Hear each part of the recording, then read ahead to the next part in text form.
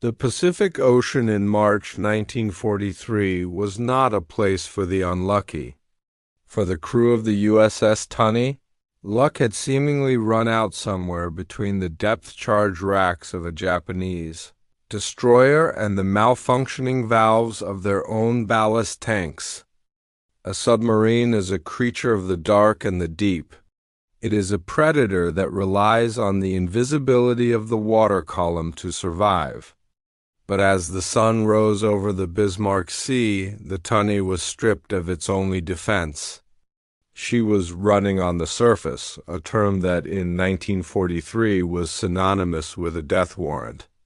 Because of a series of mechanical failures caused by the relentless pounding of Japanese ash cans, depth charges, the boat couldn't submerge. If they tried to dive, the pressure would turn their leaky hull into a crushed soda can. Commander John A. Scott stood on the bridge scanning the horizon. He wasn't just looking for enemies. He was looking at the wreckage of an empire. He didn't know it yet, but the accident of his submarine's damage was about to put him in the center of the greatest intelligence haul of the 20th century. The graveyard of the 51st Division. To understand what the Tunney found, you have to understand the carnage that had occurred just 48 hours prior. The Japanese had tried to run a massive convoy to reinforce their positions in New Guinea.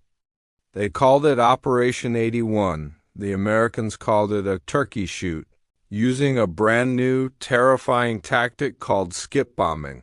American B-25 Mitchells had flown so low they were practically skimming the Whitecaps. They dropped their bombs like skipping stones, slamming them into the hulls of Japanese transports at the waterline. The result was a massacre. 8 troop transports and 4 destroyers were sent to the bottom. By the time the Tunney limped into the area, the Battle of the Bismarck Sea was over, but the sea was still speaking. The ocean was covered in a thick black film of heavy fuel oil. Thousands of Japanese soldiers, members of the elite 51st Division, were either dead or clinging to the remains of their shattered lives. For the crew of the Tunney, it was a macabre sight. They were moving through a literal floating cemetery. The fishing trip that changed the world. As the Tunney cut through the debris, a lookout shouted. Most of the crew expected to hear plane or destroyer. Instead, the lookout pointed to a small wooden trunk. It wasn't just any crate. It was reinforced with brass and copper, sealed tight and bobbing strangely high in the water. In the middle of a war zone, while unable to dive and fearing for their lives, the crew decided to play fishermen. They maneuvered the massive submarine alongside the box.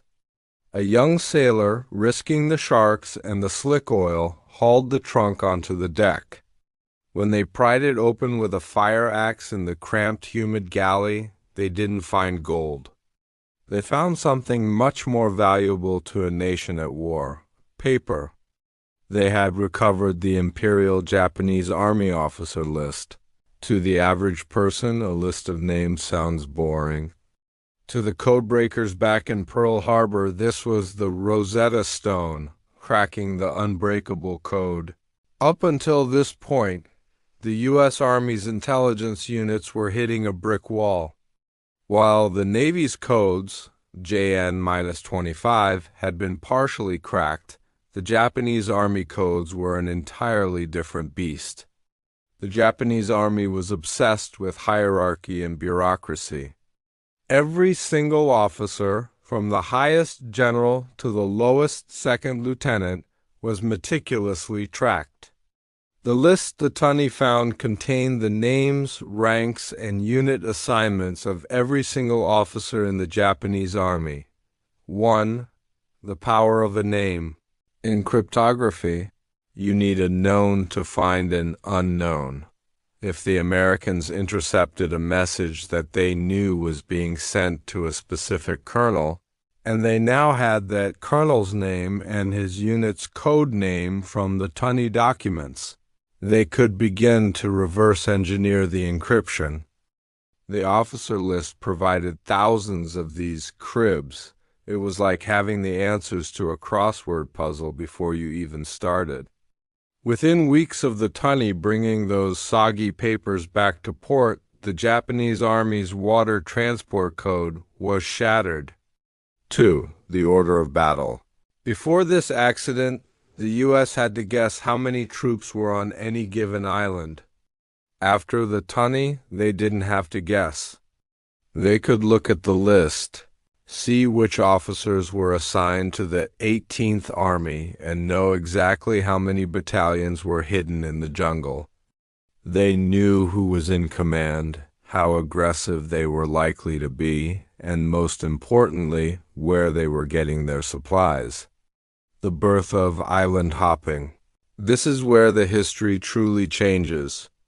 With the intelligence gathered from the Tunney's trunk, General Douglas MacArthur and Admiral Chester, Nimitz realized they had been fighting the war the hard way.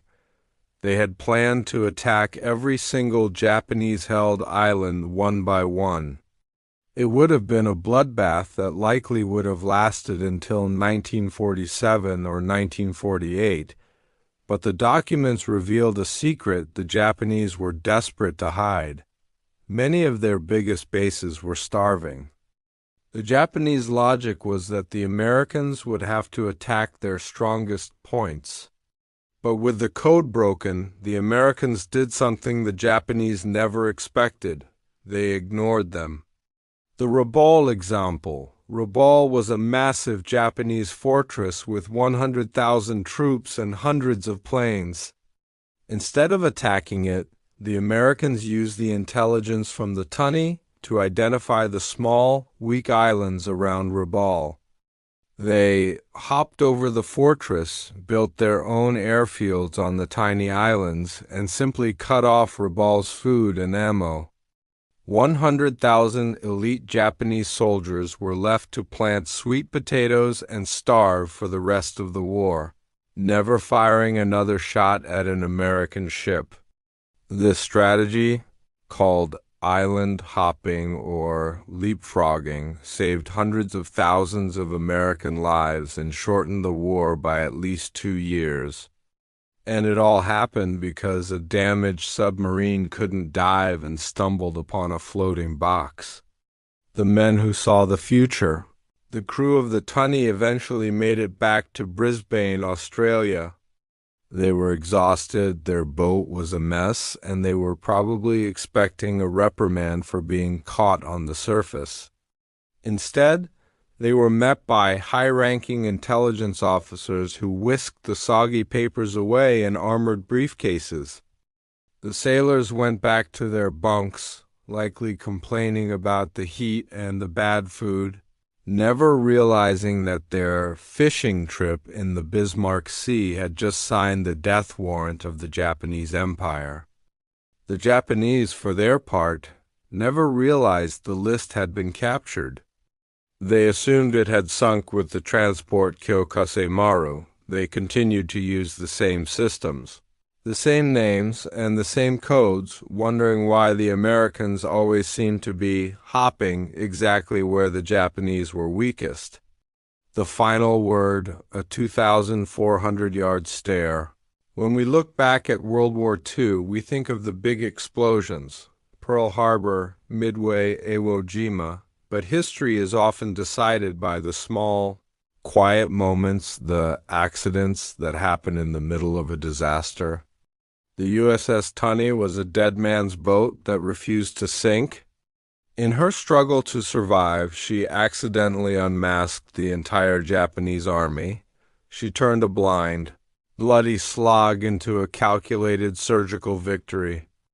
So while the history books talk about generals and admirals, remember the thirsty, terrified sailors on a greasy submarine deck in 1943, hauling a wet wooden trunk out of the oil slicks. They didn't just find a list of names. They found the map to the end of the war.